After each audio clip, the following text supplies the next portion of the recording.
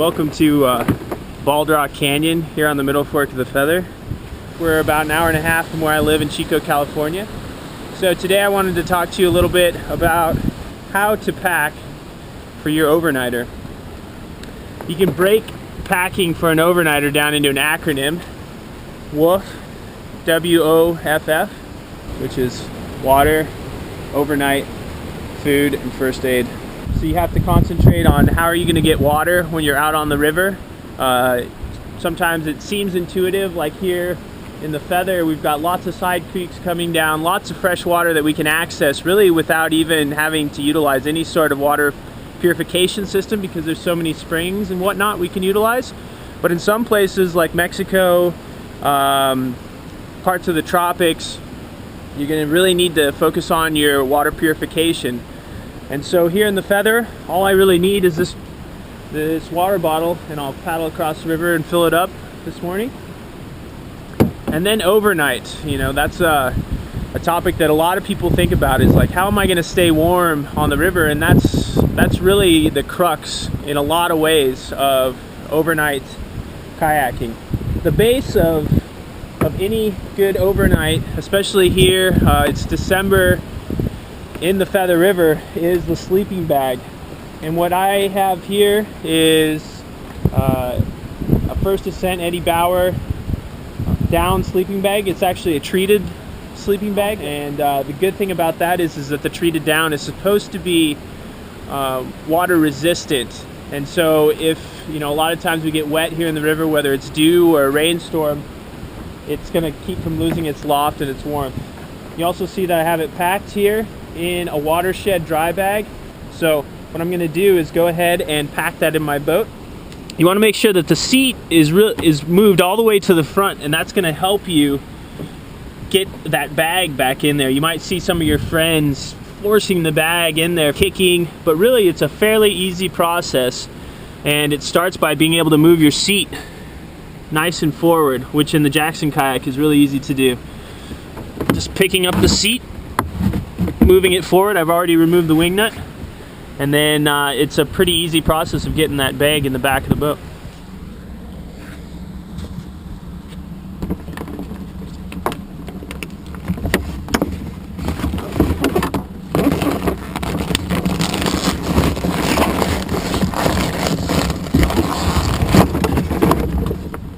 Now you may have noticed I only had my sleeping bag in there, but now that the bag's already in the boat, it's actually a better time to put any other stuff I might want in this bomb-proof dry bag, my best dry bag. So at this point I'm going to go ahead and put my dry layers in here.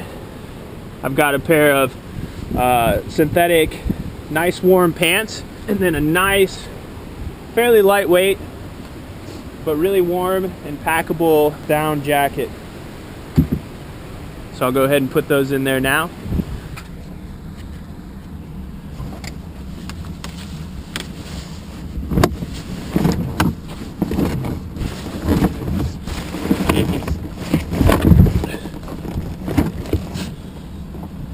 It's pretty easy. Now just make sure I get a good seal on my dry bag.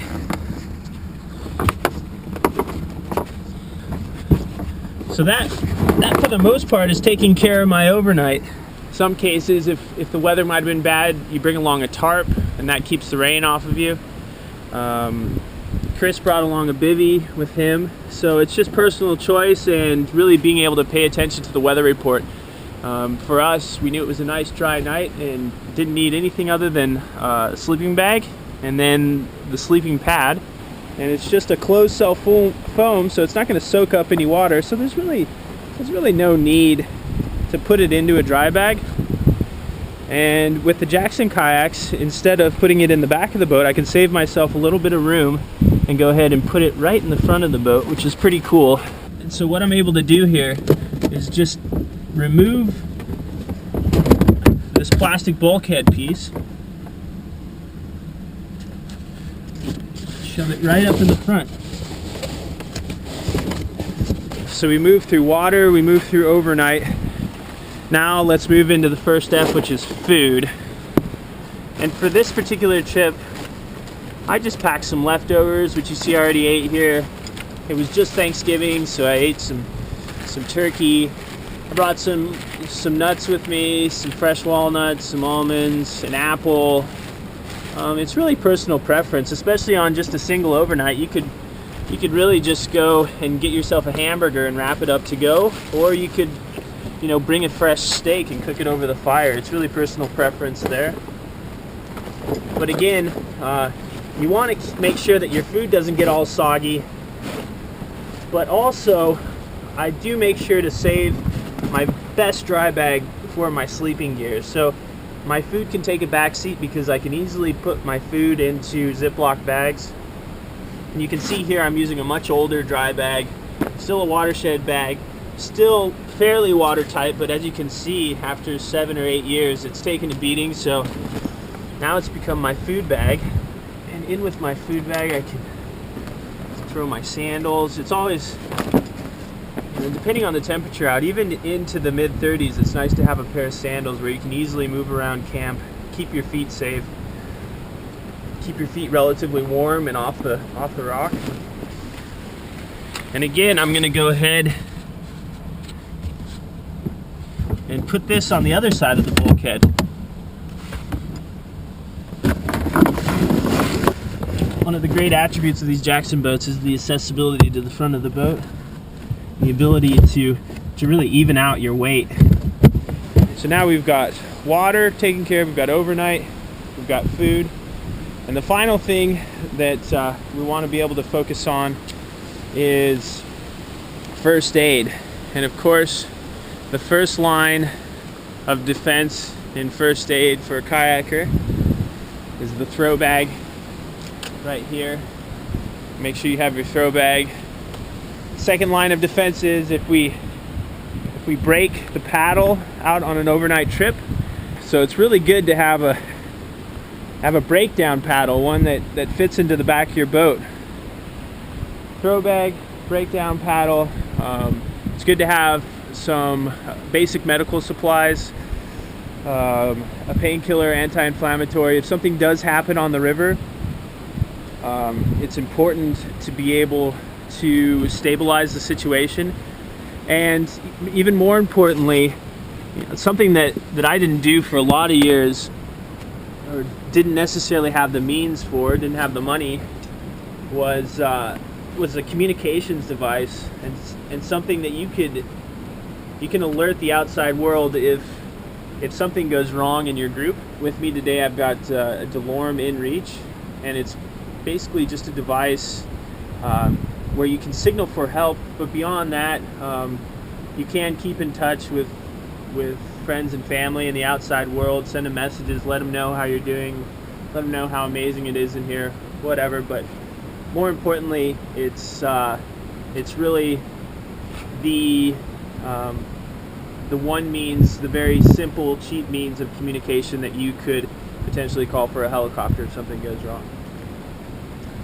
And so I keep all my first aid gear in here, any sort of bandages. My most important piece of medical gear is always duct tape, or I like to use Gorilla Tape. You can fix your boat with it, you can make splints with it, you can do pretty much anything with it. And so that pretty much takes care of it. This is my camera bag. But I always carry my camera bag right in between my legs, which, some people like to keep it in the back of their boat. I like to keep it between my legs. It's a toss-up. On one hand, if you do swim, you can take it with you. On the other hand, it's just one more thing to take out of your boat if something goes wrong. It really breaks down to personal preference. And then, as you can see, I also have this big tripod, which is the reason why I went ahead and left half a quadrant of my kayak to go ahead and pack that tripod. But anyways, there you have it, a quick and somewhat dirty guide to packing for an overnight trip. Just always remember, have your woofer and plan for woof, which is water, overnight, food, and first aid. And you should be good to go and ready to really enjoy what I consider to be the best part about expedition kayaking, about whitewater kayaking in general. Have fun out there.